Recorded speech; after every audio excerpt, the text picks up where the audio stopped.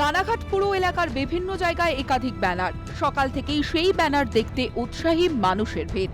রানাঘাট পুরসভার মুখ্য পুর প্রশাসক পার্থসারথী চট্টোপাধ্যায়কে নিশানা করেই একের পর এক ব্যানার।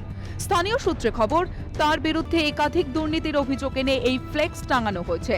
আর এই ফ্লেক্সকে ঘিরে জোর চর্চা রানাঘাট শহর জুড়ে। তবে গোটা ঘটনায় রানাঘাট পুরসভার মুখ্য পুর প্রশাসক পার্থসারথী চট্টোপাধ্যায়ের দাবি, তবে রানাঘাটে একটা কালচারে দাঁড়িয়ে গেছে ফ্লেক্স টাঙানো, ফ্লেক্স পোড়ানো, ফ্লেক্স ছেড়ে দেওয়া।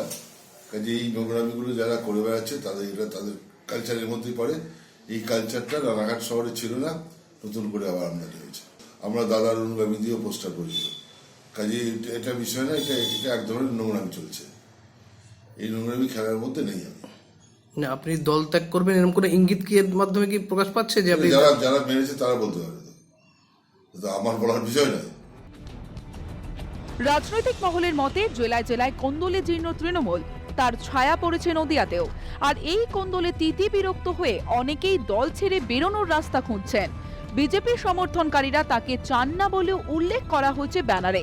তবে কি দল থেকে বেরোনোর রাস্তা বন্ধ করতেই এই ধরনের ফ্লেক্স টাঙিয়ে বাজার গরম করার চেষ্টা করছেন তৃণমূলের এই একাংশ?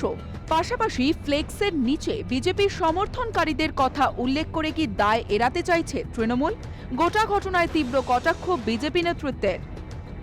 রানাঘাটে তৃণমূলের যে গোষ্ঠী কন্দল বা যে অসন্তোষ, তারই মাধ্যম দিয়ে তাদের মধ্য থেকেও কেউ রাতের অন্ধকারে এই ফ্লেক্সটি টাঙাতে পারে। কোথাও কোথাও টাঙিয়েছে, আমাদের কাছেও খবর আছে। কিন্তু বিজেপির মধ্যে এরকম কোনো আলোচনাও নেই, বা বিজেপি এই ধরনের কাজ কখনোই করবে না এবং সবসময় বিরোধী। রাজনৈতিক মহলের মতে জেলায় জেলায় তৃণমূলের অন্দরে ভাঙন অব্যাহত। সেক্ষেত্রে দলের অন্দরের ভাঙন আটকাতেই কি এই ধরনের ফ্লেক্স টাঙানোর উদ্যোগ তৃণমূলের? নদিয়া থেকে পলাশ পাত্রের সঙ্গে কল্যাণ সরকারের রিপোর্ট, ক্যালকাটা টেলিভিশন নেটওয়ার্ক।